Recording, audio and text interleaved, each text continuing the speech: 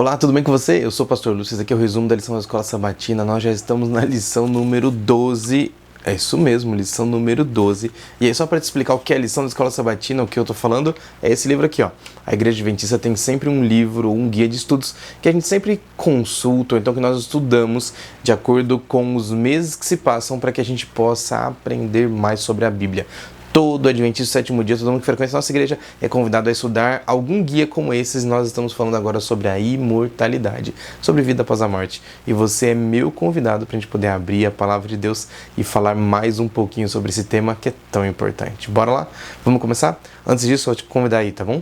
Todas as redes sociais você encontra por @lucio.bergamo. É o meu Instagram, é o meu TikTok e o meu Twitter, é o meu... Todos eles, tá bom? Você pode me encontrar lá em todos os lugares. E eu vou convidar você também para que você possa seguir as redes sociais da Igreja do NASP, o lugar onde eu trabalho, onde eu sou pastor hoje, para que você encontre lá, é muito simples, @Igreja UNASP SP, tudo junto, e você vai encontrar a nossa igreja tão bonitinha, tão legal, onde a gente consegue abrir ali a palavra, a gente consegue pregar, onde a gente consegue falar sobre Jesus. E aí o último dos convites, se você por acaso mora aqui na nossa região, vem aqui para a Igreja do NASP, vem aqui ou talvez às 8h30 da manhã, todos os sábados, ou então às 11 horas no culto dos jovens, para você também poder aprender um pouquinho mais sobre Jesus. Bora lá? Pega a sua Bíblia, Mateus 24, eu começo, ou melhor, lendo o texto assim.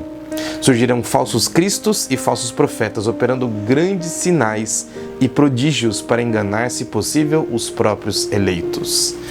É verdade, muita gente, inclusive, é enganada com esse tipo de assunto que eu vou falar agora. Sabe por quê?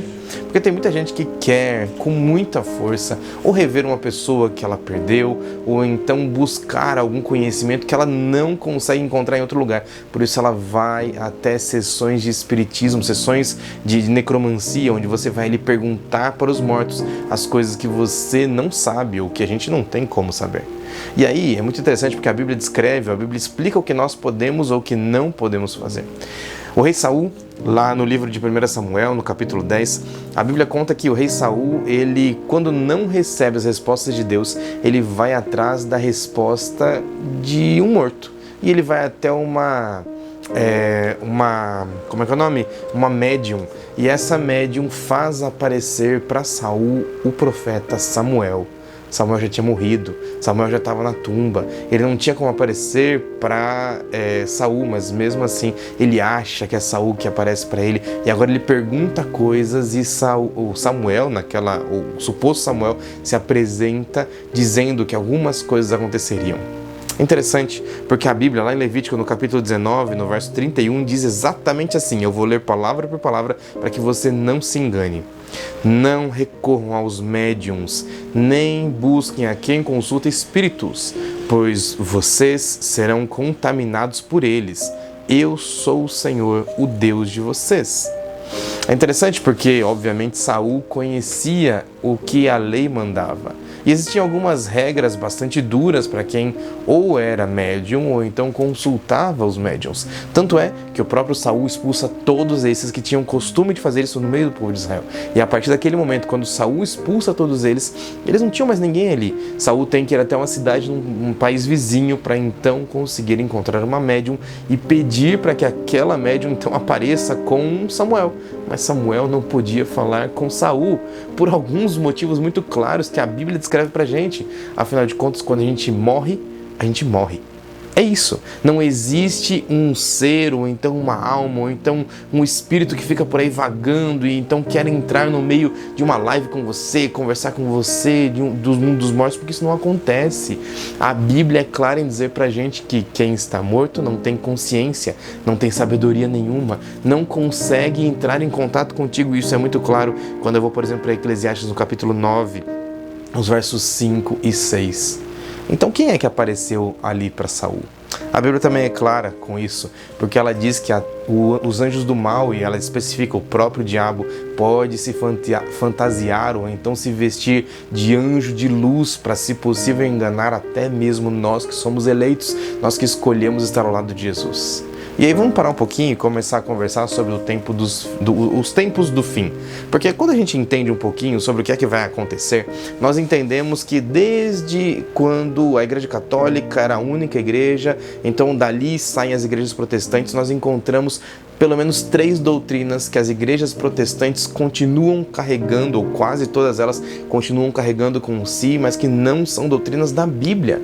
E as 3 doutrinas são imortalidade da alma. Deixa eu te contar a verdade. Segundo a Bíblia, a alma é mortal. Isso significa que quando você morre, a sua alma ela simplesmente desaparece. Ela fica num estado de stand-by. Por quê? A alma é igual vida. Eu já expliquei isso. Basta você voltar nos últimos vídeos desse canal aqui, ou então você encontrar aí pela playlist dessa guia de estudos dessa lição de escola sabatina. Segunda doutrina que, infelizmente, essas igrejas continuam carregando é sobre a observância do domingo. E a terceira doutrina é que o inferno um inferno é eterno. Essas 3 coisas, elas na verdade, segundo o que nós entendemos, a partir do que a própria Bíblia fala, vão ser os elos que vão unir as igrejas no final dos tempos. E aí você pode falar para mim assim, nossa, que coisa boa, as igrejas vão ser unidas, então essas coisas são boas, eu tenho que acreditar nelas, para que então eu possa estar com a minha igreja unida com as outras pessoas.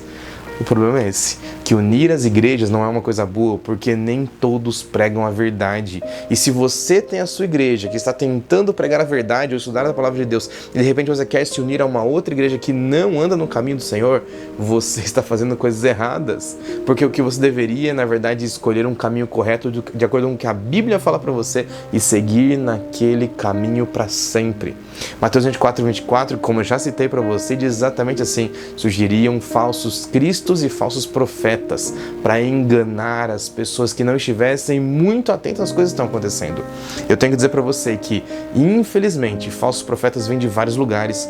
Por exemplo, eu me lembro aqui de quando eu era criança, quando eu era mais novo, que existia já uma relativização desse tipo de brincadeiras, e eu coloco bastante aspas aqui, com relação à morte. Eu lembro que um dia alguém levou lá na minha sala um tabuleiro que tinha aquelas letras, eu não vou dizer o nome aqui, mas aquele tabuleiro onde você consulta seres dos outros mundos ou mortos. E as crianças da minha sala estavam brincando de perguntar coisas para seres mortos. A gente já conhecia da Bíblia, eu não entrei naquela conversa, mas a relativização tem ficado tão clara que outras brincadeiras como Charlie, como alguns filmes que aparecem pra gente, inclusive séries muito famosas na Netflix ultimamente, têm falado sobre esse tipo de assunto e relativizando essas coisas. Quer ver só um exemplo? Tem uma que em português Vandinha, ou então em inglês Wednesday, tem chamado muita atenção, tem sido uma das 10 séries mais assistidas no Brasil inteiro, dizendo a relativização que existe entre a morte e a nossa vida. Na verdade, nós cristãos não temos que ter nada a ver com aquilo que é da morte, aquilo que é do mal, aquilo que chama a atenção porque é incorreto, porque é ruim. Eu e você não devemos estar no meio disso. É isso que essa lição aqui tem que chamar a nossa atenção.